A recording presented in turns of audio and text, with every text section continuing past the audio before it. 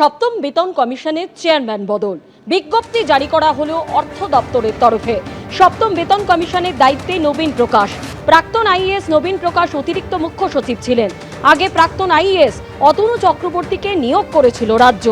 গত 22শে জুলাই সপ্তম বেতন কমিশন গঠন করে রাজ্য সরকার।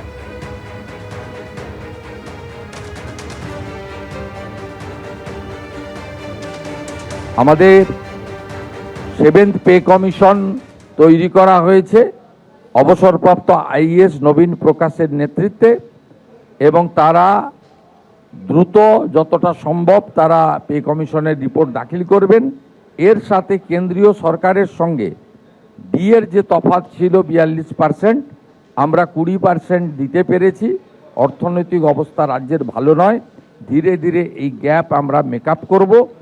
এবং আমরা অর্থমন্ত্রককে বলেছি যে পুজোর মাসে ছুটি পড়ার আগে অক্টোবরের বেতনে যদি এটা যুক্ত করে দেওয়া যায়, তার প্রচেষ্টা আমরা নিয়েছি। 24শে জুন তারাতলায় নির্মীয়মান গোডাউন ভেঙে 16 জনের মৃত্যু হয়েছিল, আর সেই বিপর্যয় নিয়ে এবার কঠোর পদক্ষেপ করল কলকাতা পুরসভা।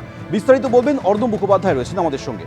অর্ণব, দেখো, তারাতলা বিপর্যয়ের পরেই যে সংস্থা এই তারাতলার গোডাউনটার আর্কিটেক্ট ছিল, তার পাশাপাশি যিনি হচ্ছেন আর্কিটেক্ট ছিলেন, তার পাশাপাশি হচ্ছে স্ট্রাকচারাল ইঞ্জিনিয়ার এবং স্ট্রাকচারাল রিভিউয়ার যারা রয়েছেন, তাদেরকে কিন্তু কলকাতা পুরসভা কারণ দর্শানোর নোটিশ দেয় যে কেন এরকম ভাবে এই বিল্ডিংটা ভেঙে পড়লো। এবং তার পরবর্তী সময় তাদেরকে হিয়ারিং হয়। হিয়ারিং হওয়ার পর সম্প্রতি তাদের একটা অর্ডার বেরিয়েছে কলকাতা পুরসভা থেকে, যেখানে বলা হয়েছে যে এই আর্কিটেক্ট, স্ট্রাকচারাল ইঞ্জিনিয়ার এবং স্ট্রাকচারাল রিভিউয়ার যারা রয়েছেন, তারা কলকাতা পুরসভার যে তালিকাভুক্ত এতদিন ছিলেন সেই তালিকা থেকে তাদেরকে বাদ করা হলো। তার পাশাপাশি বলা হয়েছে যে এদের লাইসেন্স যেটা আছে সেই লাইসেন্সও কিন্তু ক্যান্সেল করা হলো। কলকাতা পুরসভার এরা এমপ্যানেল ছিলেন আগে, অর্থাৎ তালিকাভুক্ত ছিলেন, সেখান থেকে বাদ করার ফলে তারা কিন্তু কোনো কাজই এখানে করতে পারবেন না, সেরকমই একটা অর্ডার বের করা হয়েছে। হিয়ারিং এর টাইম দেওয়া হয়েছিল, বক্তব্য শোনা হয়েছে, এবং বক্তব্য শোনার পর এই সিদ্ধান্ত নেওয়া হয়েছে যে স্ট্রাকচারাল ইঞ্জিনিয়ার এবং তার সঙ্গে এই দুজন যারা রয়েছেন তাদের ক্ষেত্রে তাদেরকে এখানে কলকাতায় ব্ল্যাকলিস্ট করা হলো, এবং তাদেরকে এখানে যে লাইসেন্স ছিল সেই লাইসেন্স তাদেরকে কিন্তু ক্যান্সেল করা হয়েছে।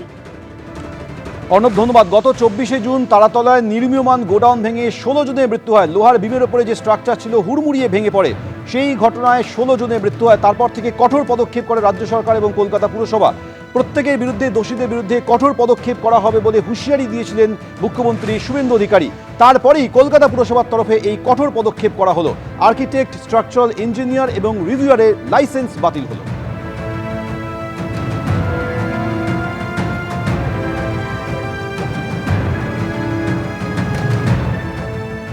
গড়ফায় তোলাবাজির মামলায় প্রাক্তন তৃণমূল কাউন্সিলরের বাড়িতে পৌঁছে গেল পুলিশ। 105 নম্বর ওয়ার্ডের প্রাক্তন তৃণমূল কাউন্সিলর তার স্বামীর বিরুদ্ধে এই অভিযোগ উঠেছে। সুশীলা মণ্ডলের স্বামী তরুণ মণ্ডল, তার বিরুদ্ধে তোলাবাজির অভিযোগ। তরুণ মণ্ডলও তৃণমূলের দুবারের কাউন্সিলর ছিলেন। সুশীলা মণ্ডলকে জিজ্ঞাসাবাদ গড়ফা থানার পুলিশের। মিথ্যে অভিযোগ ফাঁসানো হচ্ছে, পাল্টা দাবি প্রাক্তন তৃণমূল কাউন্সিলরের।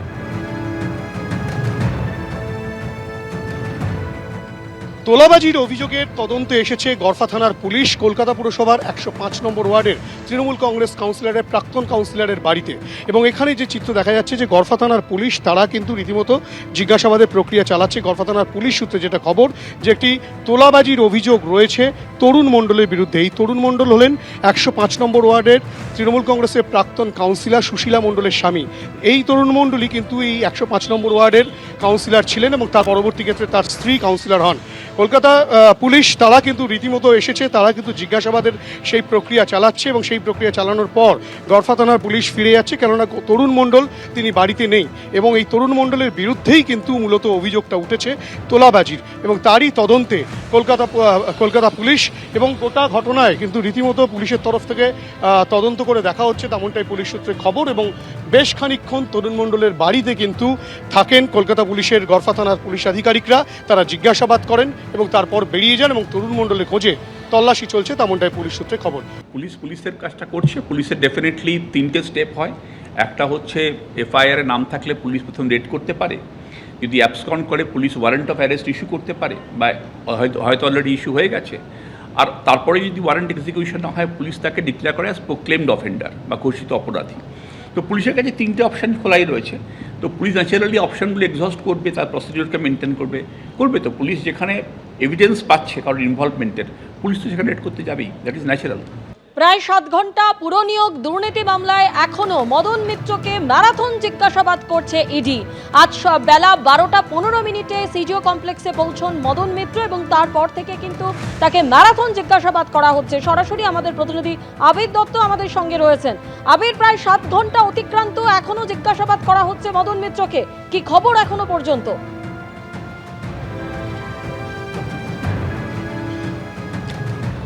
একদমই, প্রায় 7 ঘন্টা অতিক্রান্ত, এখনো পর্যন্ত জিজ্ঞাসাবাদের পর্ব চলছে। মদন মিত্রকে পুরো নিয়োগ দুর্নীতি মামলায় তাকে আজকে তলব করা হয়েছিল। তিনি 12টার কিছু পরে এসে পৌঁছন এবং তারপর থেকেই দফায় দফায় তাকে জিজ্ঞাসাবাদের প্রক্রিয়া চালানো হচ্ছে। ঠিক যেটা জানা যাচ্ছে যে তার ব্যাংক সংক্রান্ত বিষয়ে তারা বেশ কিছু লেনদেন দেখতে পাচ্ছেন তদন্তকারীরা, যে বিষয়ে তারা জানতে চান এবং সেই জন্যই মদন মিত্রকে বলা হয়েছিল ব্যাংক সংক্রান্ত বেশ কিছু নথি নিয়ে আসতে। একই রকমভাবে বলা হয়েছিল তার স্ত্রীকে, তার 2 পুত্রকে, এবং তারাও বিভিন্ন দিনে আমরা দেখেছি বিগত সপ্তাহে বা গত সপ্তাহেই বলা যায় যে তারাও এসেছিলেন, তাদেরকেও ম্যারাথন জিজ্ঞাসাবাদের প্রক্রিয়া চালানো হয়েছিল। পুরনিয়োগ দুর্নীতি মামলায় টিটাগড় পুরসভা এবং কামারহাটি পুরসভায় 125 জনের নিয়োগ, সেগুলো সুপারিশে হয়েছে বলে তদন্তকারীরা জানতে পেরেছেন। এই সুপারিশ হওয়ার পেছনে কি টাকা রয়েছে, অর্থাৎ টাকার বিনিময়ে কেউ সুপারিশ করেছে? যিনি সুপারিশ করেছেন তিনি কি মদন মিত্র? এই প্রশ্নগুলোর জবাব তারা চান এবং সেগুলো জানতে চাওয়ার জন্যই তাকে কিন্তু জিজ্ঞাসাবাদ করা হয়েছিল। কিন্তু আজকে যখন মদন মিত্র এসে উপস্থিত হন, তাকে একাধিক প্রশ্ন করা হলো। তিনি একটি বিষয় বারবার বলছেন যে তিনি তদন্তে সম্পূর্ণ সহযোগিতা করবেন। এখন দেখার বিষয় যে তদন্তকারীরা তাদের তদন্ত এগিয়ে নিয়ে যাওয়ার জন্য যে তথ্য প্রমাণের সংগ্রহের প্রক্রিয়া তারা বিভিন্ন জায়গায় তল্লাশি করে চালিয়েছিলেন।